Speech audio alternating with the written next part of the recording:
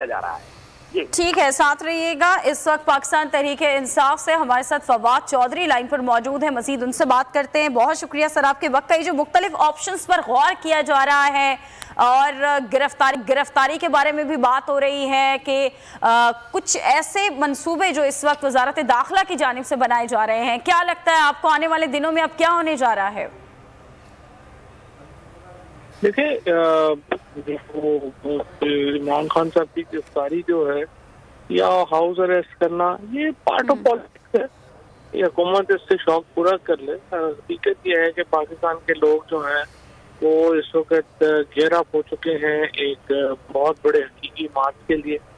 और अगर इमरान खान को गिरफ्तार किया जाता है, हाउस अरेस्ट किया जाता है, तो वो मजीद इस हुकूमत के दर्द सर में इजाफा ही करेगा, उसको कोई फायदा नहीं होने वाला। और इंशाल्लाह ताला ये फैसले पाकिस्तान के अवाम ने करने हैं, इमरान खान पाकिस्तान के अवाम। ठीक है, अच्छा फवाद साहब, अगर ऐसा कुछ होता है तो पीटीआई की हिकमत अमली क्या होगी? हमारी हिकमत अमली हो ना हो, लोग जिस तरह से बाहर निकले हैं, बगैर किसी लीडरशिप के बाहर निकले हैं, और अगर इमरान खान को ये गिरफ्तार करेंगे तो पूरा पाकिस्तान जो है वो इस वक्त तैयार बैठा हुआ है जेल भरो तहरीक के लिए।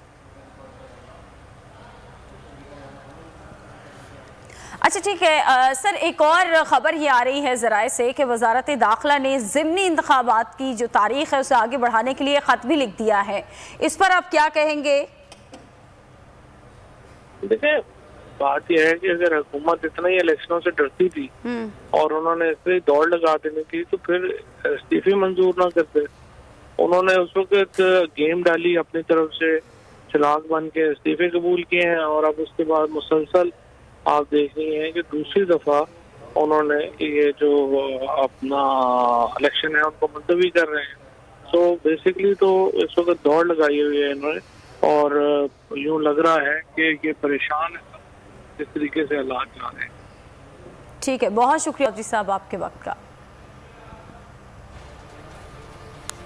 खबरों में आगे देखिए, इमरान खान का